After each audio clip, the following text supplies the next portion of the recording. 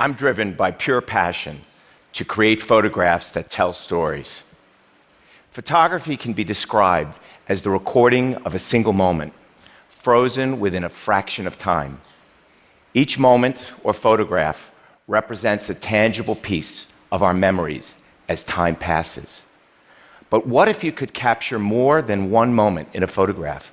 What if a photograph could actually collapse time, compressing the best moments of the day and the night seamlessly into one single image? I've created a concept called day to night, and I believe it's going to change the way you look at the world. I know it has for me. My process begins by photographing iconic locations, places that are part of what I call our collective memory. I photograph from a fixed vantage point, and I never move. I capture the fleeting moments of humanity and light as time passes. Photographing for anywhere from 15 to 30 hours and shooting over 1,500 images, I then choose the best moments of the day and night. Using time as a guide, I seamlessly blend those best moments into one single photograph, visualizing our conscious journey with time. I can take you to Paris, view from the Tournelle Bridge, and I can show you the early morning rowers along the River Seine. And simultaneously, I can show you Notre Dame aglow at night. And in between, I can show you the romance of the City of Light. I'm essentially a street photographer from 50 feet in the air, and every single thing you see in this photograph actually happened on this day. Day to Night is a global project, and my work has always been about history. I'm fascinated by the concept of going to a place like Venice and actually seeing it during a specific event, and I decided I wanted to see the historical regatta, an event that's actually been taking place since 1498. The boats and the costumes look exactly as they did then. And an important element that I really want you guys to understand is this is not a time lapse. This is me photographing throughout the day and the night. I am a relentless collector of magical moments. And the thing that drives me is the fear of just missing one of them. The entire concept came about in 1996. Life magazine commissioned me to create a panoramic photograph of the cast and crew of Baz Luhrmann's film Romeo and Juliet. I got to the set and realized it's a square. So the only way I could actually create a panoramic was to shoot a collage of 250 single images. So I had DiCaprio and Claire Danes embracing. And as I panned my camera to the right, I noticed there was a mirror on the wall. And I saw they were actually reflecting in it. And for that one moment, that one image, I asked them, would you guys just kiss for this one picture? And then I came back to my studio in New York, and I hand glued these 250 images together and stood back and went, wow, this is so cool. I'm changing time in a photograph. And that concept actually stayed with me for 13 years until technology finally has caught up to my dreams. This is an image I created of the Santa Monica Pier day to night. And I'm going to show you a little video that gives you an idea of what it's like being with me and when I do these pictures. To start with, you have to understand that to get views like this, most of my time is spent up high, and I'm usually in a cherry picker or a crane. So this is a typical day, 12 to 18 hours nonstop, capturing the entire day unfold. One of the things that's great is I love to people watch, and trust me when I tell you, this is the greatest seat in the house to have. But this is really how I go about creating these photographs. So once I decide on my view and the location, I have to decide where day begins and night ends. And that's what I call the time vector. Einstein described time as a fabric. Think of the surface of a trampoline. It warps and stretches with gravity.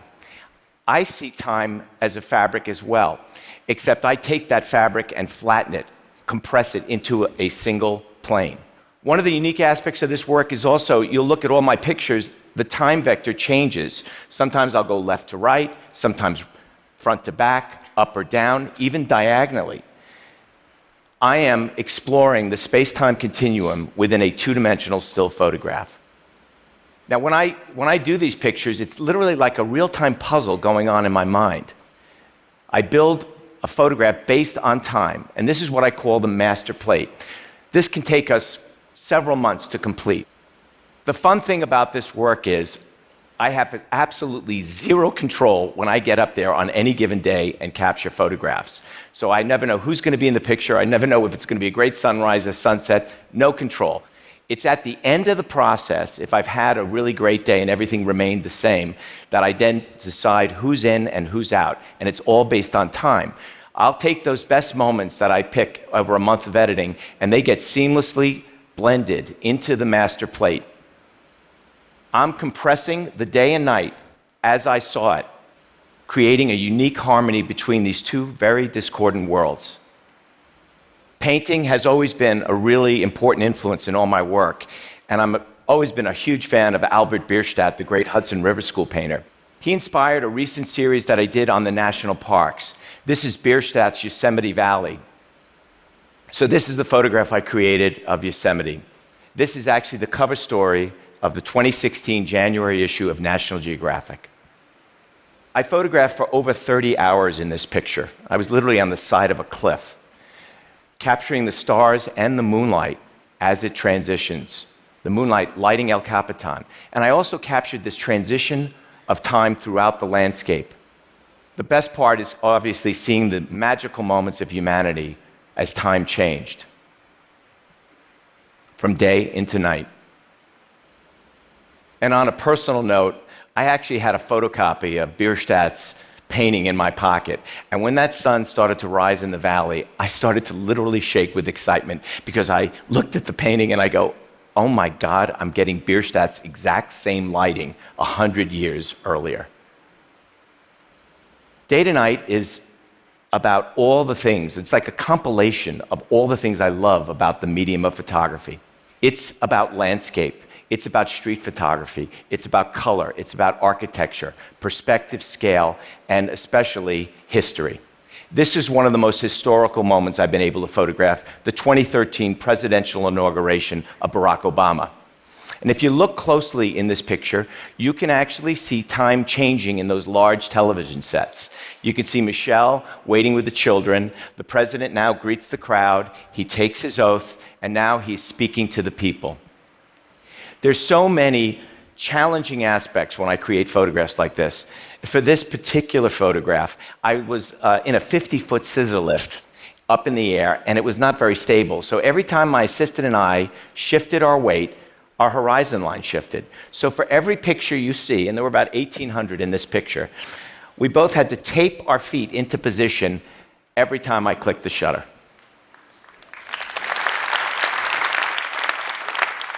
I've learned so many extraordinary things doing this work.